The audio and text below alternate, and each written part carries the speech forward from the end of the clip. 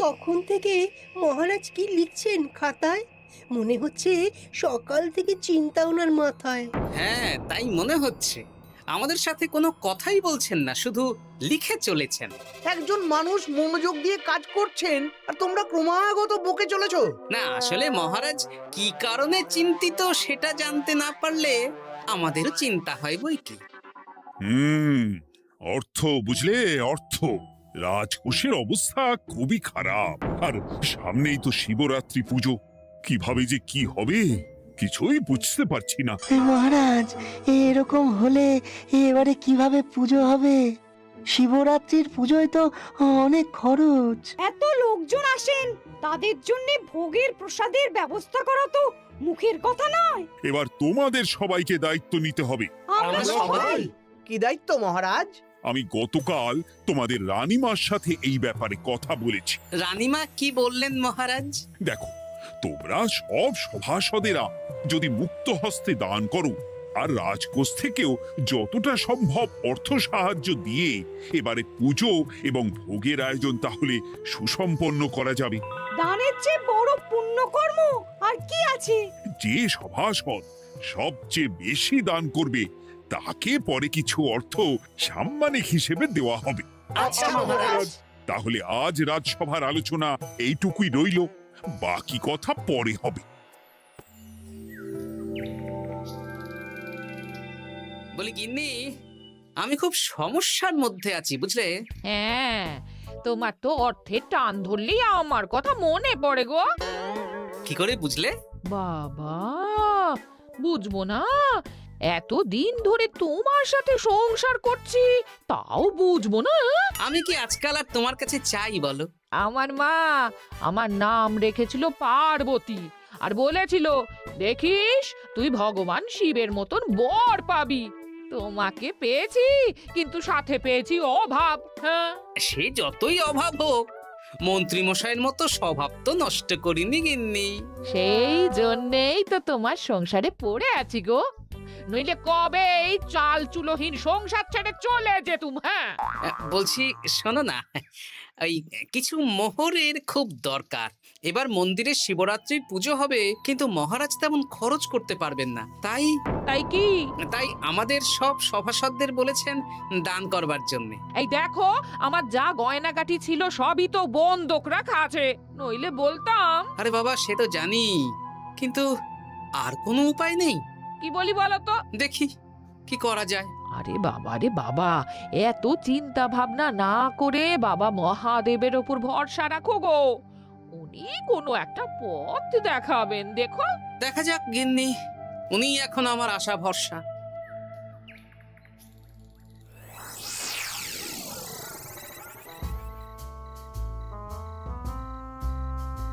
আরে মন্ত্রী মশাই, আপনি তখন থেকে শুধু এদিক ওদিক করছেন কেন বলুন তো? তা কি করব? না, আমরা তো বুঝতে পারছি না আপনার কি হলো। জীবনে অনেক অপমানিত হয়েছি, অনেক মার খেয়েছি, এবার সম্মান চাই। আর কেউ সম্মান না করলেও আমরা কিন্তু আপনাকে বেশ সম্মান করি মন্ত্রী মশাই। তোদের সম্মান আর মহারাজের সম্মানের মধ্যে অনেক পার্থক্য আছে। না, ওই ছোট মুখে বড় কথা বলছি মন্ত্রী মশাই, ক্ষমা করবেন। হ্যাঁ, মহারাজ আপনাকে কেন সম্মান করবেন? সামনে শিবরাত্রি, প্রত্যেক বছরের মতন এবছরেও গ্রামের মন্দিরে রাজবাড়ির তত্ত্বাবধানে পুজো হবে, আর সেই পুজোয় আমাকে দান করতে হবে। তা করুন, আপনার কি অর্থের অভাব নাকি? আরে বাবা, সব অর্থ দিয়েই তো তোদের গিন্নিমার গয়না বানিয়ে দিয়েছি, আমার হাতে আর আছে কই? ও, এই সামান্য ব্যাপার। আপনি মাছের তেলে মাছ ভাজুন। হ্যাঁ, আমিও তো তাই বলতে চাইছি। খোলসা করে বলতো তুই কি বলতে চাইছিস? মানে আমি বলতে চাইছি, আপনি আমাদের দায়িত্ব দিন, আমরা রাজ্যবাসীদের থেকে চাঁদা তুলবো, ভিক্ষে করব। আরো অনেক কায়দা করে অর্থ উপার্জন করে আপনার হাতে দেব, আর সেই অর্থ আপনি নিজের বলে চালিয়ে দেবেন। ব্যাস, তাহলে তো আমার 90% চিন্তাই মাথা থেকে নেমে গেল।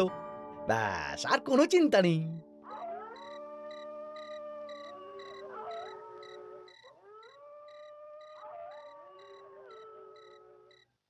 কি গো, এত রাত হয়ে গেল, এখনো ঘুমোচ্ছ না কেন বলো তো? হ্যাঁ, খুব চিন্তা হচ্ছে গো গিন্নি, এখনো বুঝে উঠতে পারিনি যে কি করে দান করব।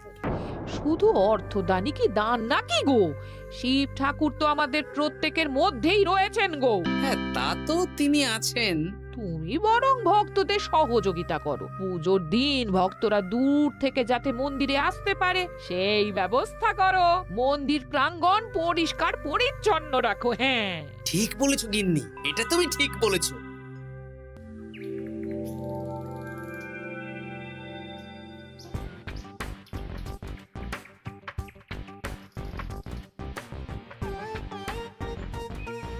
এই যে বাড়িতে কে আছেন?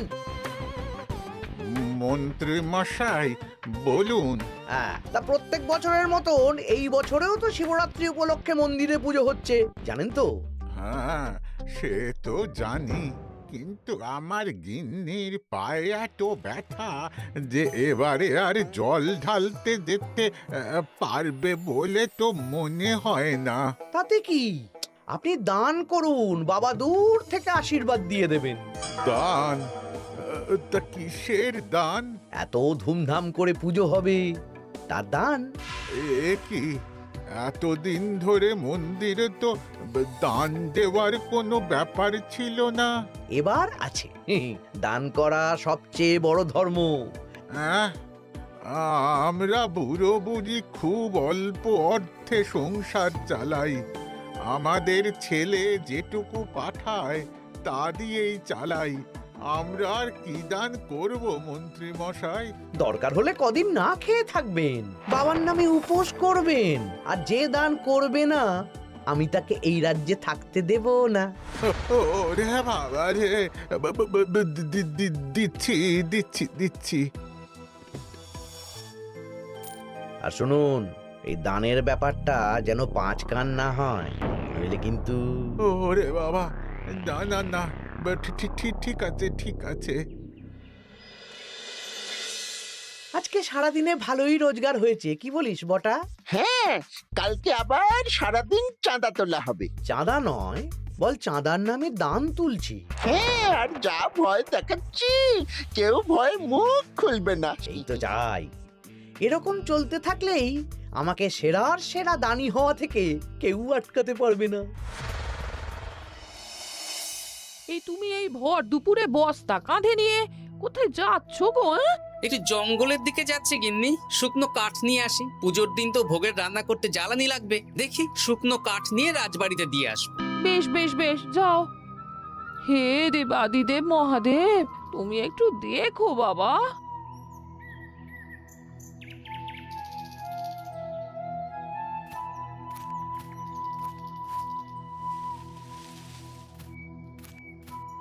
আরে আরে, নগেন খুঁড়ো না, এই সময় কাঠ কুড়োচ্ছ কেন? কি আর করব গোপাল, কাঠ কুড়িয়ে নিয়ে যাচ্ছি, এবার এগুলো হাটে বেচবো। সে কি গো, তোমার ছেলে তো শহরে চাকরি করে বলেছিলে, এ মাসে সে অর্থ পাঠায়নি? সে তো পাঠিয়েছিল বাবা, কিন্তু আর ভাগ্যের পরিহাস, কি বলবো বলো। কি হয়েছে, কোনো সমস্যা নাকি? না না না, সমস্যার কথা জানানো যাবে না, জানালেই আমাদের বিপদ। আরে কি হলো, চুপ কেন? কি গো খুড়ো, কিছু বলো। কাউকে বলবে না তো বাবা? না না, বলো না, আমি কাউকে বলবো না, আমাকে বিশ্বাস করতে পারো। আসলে আজকে সকালে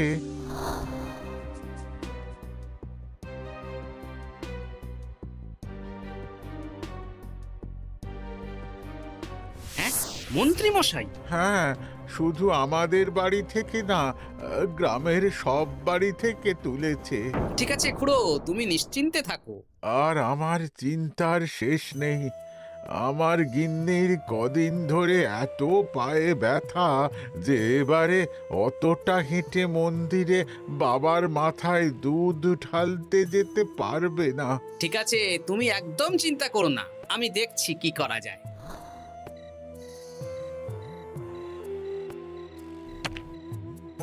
প্রহরী, এটা ভাড়ার ঘরে রেখে দিয়ে এসো। বলো গোপাল দিয়েছে, ভোগ রান্নার সময় জ্বালানি লাগবে তো, তাই এই কাঠ দিয়ে গেলাম। আচ্ছা গোপাল দাদা।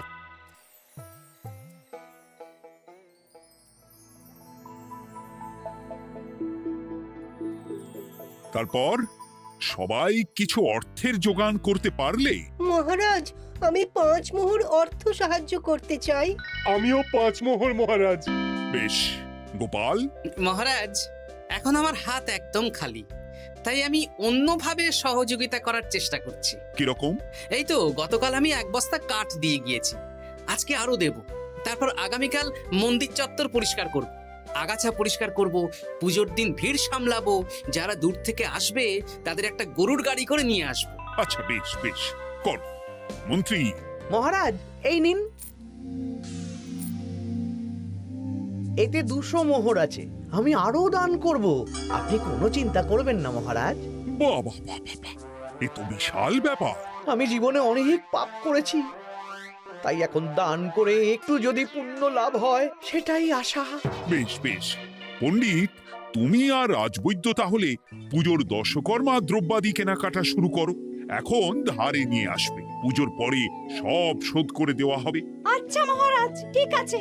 তাহলে আজকে আমি আর পণ্ডিত মশাই দুজনে বাজারের দিকে যাব আর সব দশকর্মার দ্রব্যাদি কিনে নিয়ে আসব। হ্যাঁ হ্যাঁ, তাই কর।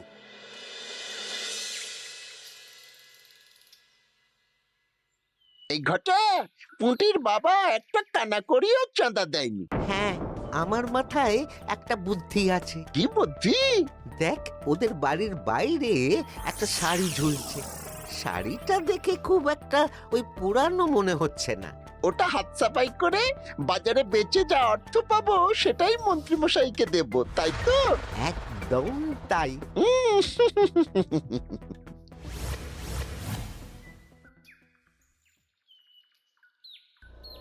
হাই পুটি, দেখ তোদের বাড়ি থেকে বটা ঘটা কাকা শাড়ি চুরি করছে। হ্যাঁ, তাই তো। ন্যাপলা, ওরে বাবা রে, মরে গেলাম রে, ওরে মরে গেলাম। পালাও পালাও পালাও, ওরে বাবা। এই কি হয়েছে রে? চিৎকার করছিস কেন? আর বটা ওভাবে পালালো কেন? এই বটা ঘটা কাকা ওই পুটির মায়ের শাড়ি চুরি করে পালাচ্ছিল, আমরা ধরে ফেলেছি। সাব্বাস, এই তো চাই। তার মানে মন্ত্রী মশাই এখন দান করার জন্য চুরিও করাচ্ছে। বাহ! কি ভাবছো গোপাল দাদা? না, কিছু না। আচ্ছা পুটির বাবা, তোমাদের বাড়ি মন্ত্রী মশাই চাঁদা তুলতে আসেননি? এসেছিলেন তো, কিন্তু আমি বলে দিয়েছি আমি পারবো না। নিজেদের বীজ ধান কেনার অর্থ নেই, চাঁদা দেব কি করে? আচ্ছা, এই ব্যাপার, এবার বুঝতে পেরেছি। অনেক ভয় দেখালেন, চমকালেন, কিন্তু কিচ্ছু দিইনি। তাই বটা ঘটা চুরি করতে এসেছিল, বুঝেছি। বেশ, এই সাবধানে থেকো। কিভাবে যে সংসার চালাবো? শোনো পুটির বাবা, তুমি এক কাজ করো। বলো। জঙ্গলে অনেক ধুত্র গাছ, আকন্দ গাছ আছে। তুমি পুজোর দিন সকাল থেকে মন্দিরের কাছে একটা ফুল মালা বেলপাতার দোকান দাও। এটা ভালো বুদ্ধি দিয়েছো। আমি তো এখন মন্দির প্রাঙ্গণ সাফ সাফাই করতে যাচ্ছি, আমি বরং কাজের ফাঁকে তোমার জন্য একটা ছাউনি দিয়ে মন্দিরের কাছে দোকান বানিয়ে দেব। তাহলে তো খুবই ভালো হয়। এই পুটি, তোরাও আমার সাথে চল, হাতে হাতে সাহায্য করবি। চল চল চল। চলো গোপাল দাদু।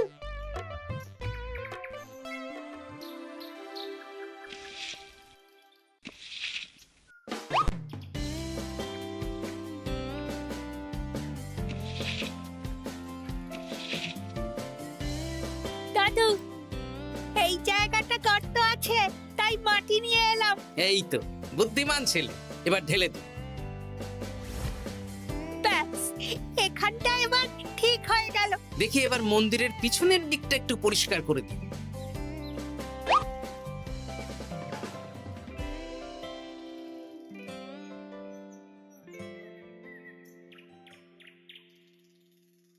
জয় মহাদেব। কি কিসের আওয়াজ হলো? হ্যাঁ দাদু, কিরকম একটা টং করে আওয়াজ হলো। দেখি তো। আরে বাবা, এটা ঘোড়া মনে হচ্ছে। হ্যাঁ তাই তো মনে হচ্ছে। জয় মহাদেব। বের করো বের করো। এই তো।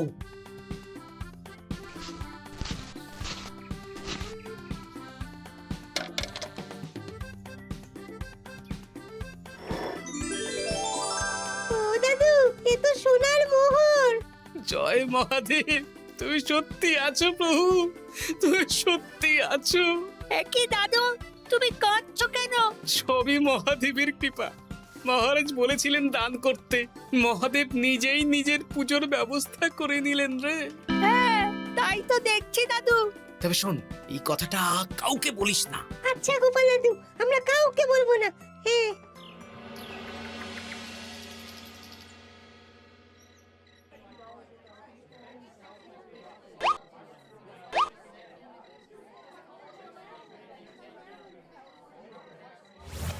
এবার আগামীকাল পুজো।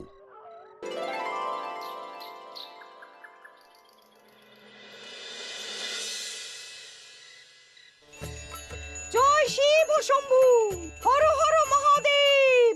হে প্রভু, হে মহাদেব, জগতের কল্যাণ করো ভোলানাথ। জয় শিব শম্ভু। জয় জয় শিব শম্ভু, জয় শিব শম্ভু। বাবা দেখো বাবা,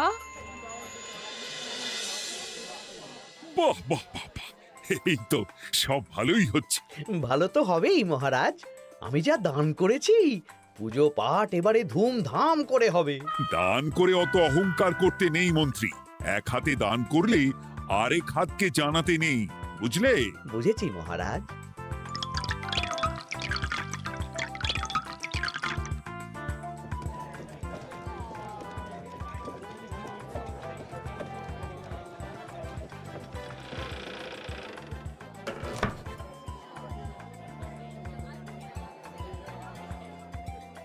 আসুন খুড়িমা, আপনি আসুন।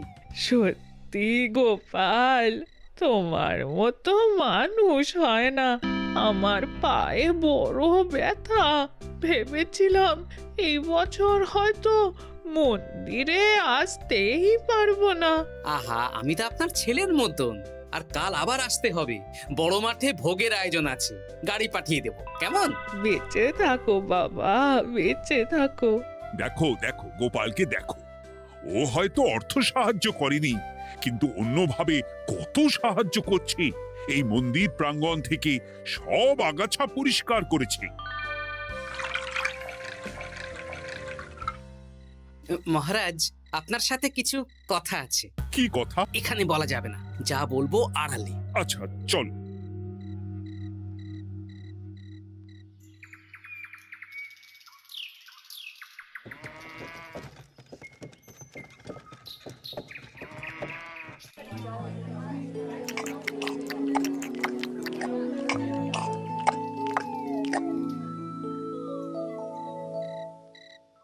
আজ সান্ধ্য সভায় সবাইকে আমি ডাকলাম, তার একটাই কারণ। কি কারণ মহারাজ? কি বলবেন আজ? গতকাল শিবরাত্রির পুজো আর আজ বেলার পুজোর ভোগ গ্রহণ পর্ব বেশ ভালোভাবেই সুসম্পন্ন হলো। এতে আমি খুব খুশি ও শান্তি পেয়েছি। তাই মহারাজ আমাকে সম্মান প্রদান করবেন, তাই তো? আমার মনে হয় আমি সবচেয়ে বেশি দান করেছি। না, তুমি তো কোনো নিঃস্বার্থ দানই করনি। মানে আমি যে কত মোহর দিলাম। ওগুলো তো লোকজনকে ভয় দেখিয়ে দানের নামে চাঁদা তুলে দিয়েছো। সেরেছে, সব জেনে গেছেন। হ্যাঁ, সেই জন্য সম্মান নয়, তোমাকে শাস্তি দেওয়া হবে। ওরে বাবা রে, ভুল হয়ে গেছে, ভুল হয়ে গেছে। ক্ষমা করুন মহারাজ, ক্ষমা করুন। এসব ক্ষমার অযোগ্য ভুল। যাই হোক, মহাদেবের কৃপায় মহাদেবের পুজো হয়েছে। তুমি যে অর্থ লোকজনের কাছ থেকে তুলেছিলে সেটা লোকজনের মধ্যেই বিলিয়ে দেওয়া হবে। তাহলে পুজোয় যা খরচ হলো তার বকেয়া কিভাবে মেটাবেন? সেটার ব্যবস্থা তো স্বয়ং মহাদেব করেছেন মন্ত্রী মশাই। হ্যাঁ, মহাদেব কিভাবে? আমি একদিন বিকেল বেলা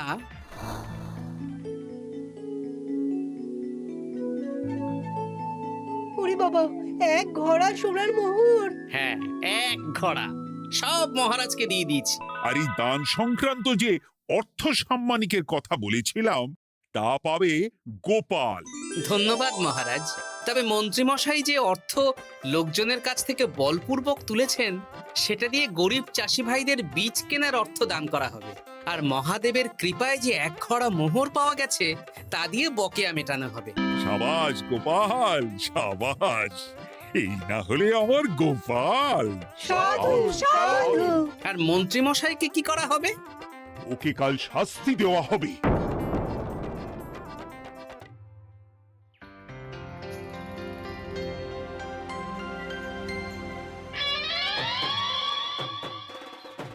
ও মহাদেব, ও শিব ঠাকুর, আমাকে ক্ষমা করে দিন, ক্ষমা করে দিন আমাকে। ওসব না বলে একবার কান ধরে উঠবস করুন আর একবার করে বলুন জয় মহাদেবের জয়। জয় মহাদেবের জয়, জয় মহাদেবের জয়, জয় মহাদেবের জয়। সবই মহাদেবের দান।